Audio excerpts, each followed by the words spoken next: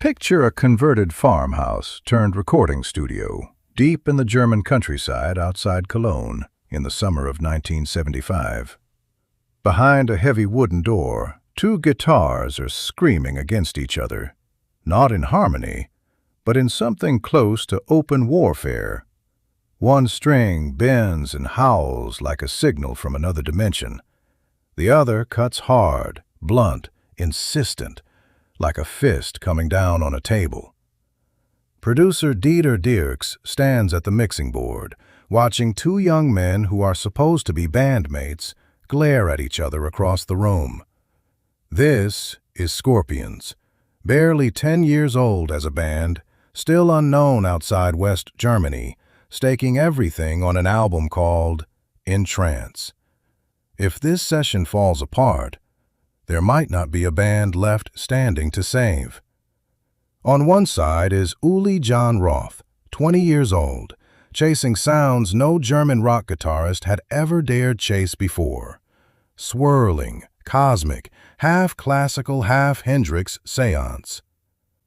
On the other is Rudolf Schenker, the band's founder and rhythm guitarist, convinced that if Scorpions don't find a harder, tighter, more direct sound soon, they will vanish into the long list of German bands who flirted with fame and never touched it.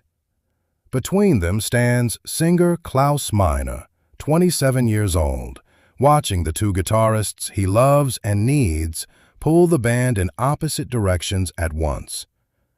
What happens over the next few weeks inside this farmhouse will decide whether Scorpions becomes a footnote in rock history or the band that fills stadiums a decade later. Nobody in that room knows the ending yet. All anyone knows is that the tape is rolling and somebody has to give. Rewind 6 years, and the story starts somewhere much smaller.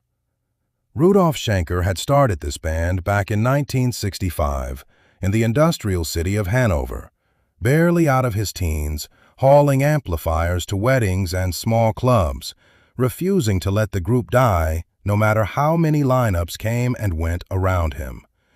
In 1969, a shy young singer named Klaus Meine joined him, a voice with a strange, aching purity that could soar over the loudest guitars without ever sounding thin or lost.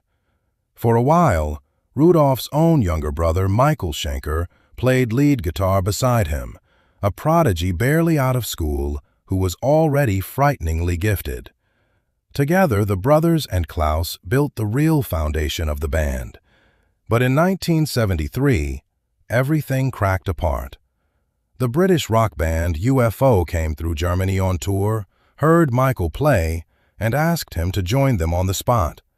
Michael said yes, and he was gone within days, leaving Rudolf without a lead guitarist and the band without its second half. Rudolf later remembered standing in an empty rehearsal room that week, the silence where his brother's guitar used to be, wondering if this was the moment Scorpions quietly died, like so many bands before them had. Losing Michael should have finished the group. Instead, it pushed Rudolf toward the boldest decision of his young career. Find someone who wouldn't just replace his brother, but push the band somewhere entirely new. He didn't want a copy. He wanted a spark. What he found instead was a force he could barely control.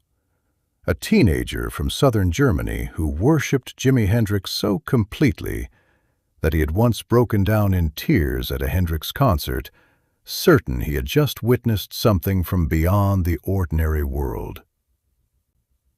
That teenager's name was Ulrich Roth, and before long, everyone was calling him Uli John Roth. He joined Scorpions in 1973, and from his very first rehearsal, it was obvious he wasn't like other guitarists. He experimented with a violin bow across his strings. He listened to Bach and Vivaldi as closely as he listened to blues records. He talked about music like it was a doorway to somewhere beyond the physical world, a place he had first glimpsed as a boy sneaking into that Hendrix show against his parents' wishes. Rudolf was thrilled. This was exactly the spark he had hoped for. Their first album together, Fly to the Rainbow, released in 1974, captured that thrill perfectly. Full of sidelong instrumental passages, dreamy shifts in tempo, guitar lines that drifted like smoke instead of driving like pistons. Critics noticed. A small, devoted audience noticed. But record sales barely moved. Rudolf watched other bands around them, harder, simpler, louder, start pulling ahead in the German rock scene, and a cold thought crept into him. Maybe the very thing that made Uli brilliant was also what kept Scorpions poor, unknown, and stuck playing half-empty clubs while bands with half their talent filled bigger stages. He loved what Uli could do. He also knew, in his gut, that beautiful and strange was not the same thing as successful. Somewhere in that gap between admiration and ambition, the fault line for in trance was already forming, months before anyone touched a fader in Dieter Dierks' studio. By the time the band gathered to record their fourth album in the summer of 1975, the pressure inside the group had a name: survival. Their label wanted a record that could finally break through beyond Germany's borders. Their drummer situation had just been upended too. Jürgen Rosenthal, who had played on Fly to the Rainbow, was called away from mandatory military service, so a new drummer, Rudi Lenners, walked into rehearsals as a near stranger, expected to lock in instantly with musicians who barely agreed with each other. They chose to work again with Dieter Dierks, a meticulous, almost obsessive producer who ran his own studio out of a former farmhouse in Stommern, just outside Cologne.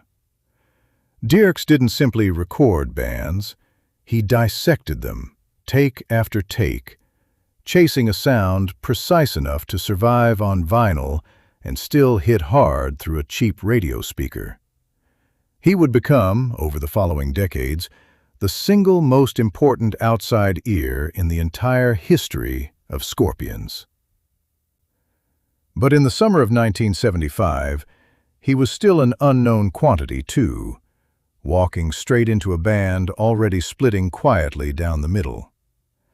Every day in that farmhouse followed the same rhythm: mornings of tense politeness, afternoons of real work, and evenings where disagreements swallowed all day finally came out sideways, over a guitar tone, over a tempo, over whose idea got tracked first.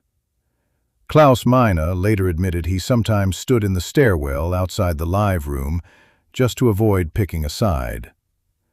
Rudi Lenners, the newcomer behind the drum kit, quietly wondered what kind of band he had just joined. None of this happened in a comfortable bubble. Between studio sessions, Scorpions were still crammed into a battered van, driving overnight between small clubs and half-full ballrooms across West Germany, unloading their own amplifiers in the rain, splitting modest fees 5 ways after gas money and hotel rooms had already eaten into them. Klaus Meine sometimes lost his voice from singing in smoke-filled rooms 2 nights in a row with no rest between. Rudolf counted receipts by streetlight outside cheap guest houses, doing the math on how much longer the band could survive on ambition alone. This was the reality pressing down on every decision made inside Dierks' farmhouse. It wasn't an abstract argument about artistic direction. It was 2 men who genuinely believed they knew the only road that led out of those vans and smoky clubs towards something bigger, and neither one could stomach watching the band gamble its future on the other's vision instead of his own. The breaking point came over a song called Robot Man. Rudolf had brought in a riff that was blunt and mechanical on purpose. Hard-edged rhythm chords, a groove built for a nightclub dance floor, nothing spacey about it at all. He wanted the song tracked exactly as written, tight and aggressive, with no wandering solo to soften it. Uli heard it completely differently. Where Rudolf heard a weapon, Uli heard a cage. He began layering in bent, wailing lines that pulled the song toward the cosmic terrain he loved, stretching a 3-minute rocker into something that felt closer to a trance than a dance track. Dirks let the tape keep running as the argument spilled out of the control room and into the live room itself. People in the studio that week remembered Rudolph's voice rising, insisting the song needed to hit hard and get out, not float away into a solo nobody had asked for. Uli, quieter but just as immovable, argued that a Scorpions song without room to explore wasn't really a Scorpions song at all, just another hard rock band chasing a passing trend. For a long, uncomfortable moment, neither man backed down, and the studio went silent except for the hum of the tape machine, still rolling, still waiting for someone to decide.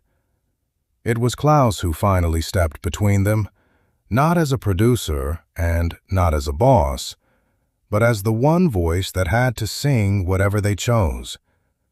He reminded them both of something simple and brutal. An album that pleased nobody would finish the band faster than an album that pleased only one of them. Something in that sentence landed. Nobody won the argument outright, but for the first time, both men agreed to actually listen to each other. What emerged from that shift was the song that would eventually give the whole album its name. In Trance, the title track, became the place where compromise turned into something greater than either man could have written alone. Rudolph's instinct for a driving, disciplined rhythm gave the song its backbone, a steady, hypnotic pulse that never lost momentum, no matter how far the guitar wandered above it. Uli's playing gave it its atmosphere, weaving melodic, almost trance-like lead lines that shimmered over the top without ever derailing the groove underneath. Klaus wrote lyrics about surrender, about willingly losing yourself inside something larger than yourself. Words that, whether he meant it or not, mirrored exactly what was happening between his two guitarists inside that farmhouse. For the first time, the tension in the room wasn't a threat to the song. It had become the song itself. Dirks recognized what he was hearing and pushed the band to chase that same balance across the rest of the record. Hard-edged tracks like Dark Lady kept the aggression Rudolf craved, built around a story of temptation and danger, delivered with a driving, almost menacing groove. Meanwhile, a piece like Evening Star let Uli's cosmic instincts breathe fully, an open, floating tribute to the Hendrix sound that had shaped him as a boy, without letting it swallow the whole record. Night after night, take after take, the two guitarists who had nearly derailed the sessions in July were, by September, finishing each other's musical sentences. It wasn't peace, exactly. It was closer to a working truce, forged under deadline pressure, discovered almost by accident in a farmhouse outside Cologne, because neither man was willing to let the band die on his own stubborn terms. There was one evening, near the end of the sessions, that people in that studio still remember. The band gathered around Dirk's monitors to hear a rough playback of the record in sequence for the first time, start to finish. Nobody spoke while the tape ran. Rudolf, who had spent weeks fighting for every hard edge, found himself nodding along to Uli's soaring lines on the softer passages. Uli, who had spent weeks defending every wandering solo, found himself tapping his foot to the disciplined, driving sections Rudolf had fought so hard to protect. When the tape stopped, there was a long pause, and then, quietly, someone let out a breath that had clearly been held for weeks. It didn't sound like either man's original vision. It sounded like something neither of them could have built alone. And in that farmhouse, for a moment, that felt like enough. Even after the music itself was finished, one more battle was still waiting. The album's original cover, a suggestively staged photograph, was considered so provocative that several countries refused to sell it, and record stores in more conservative markets demanded it be pulled from shelves entirely. Distributors quietly swapped it for a tamer band photograph instead, splitting the release into two visibly different identities before a single review had even been written. For a band still fighting for basic visibility, the timing felt almost cruel. Here was a record built from genuine, hard-won compromise, and now the industry itself was fracturing how the world would even see it.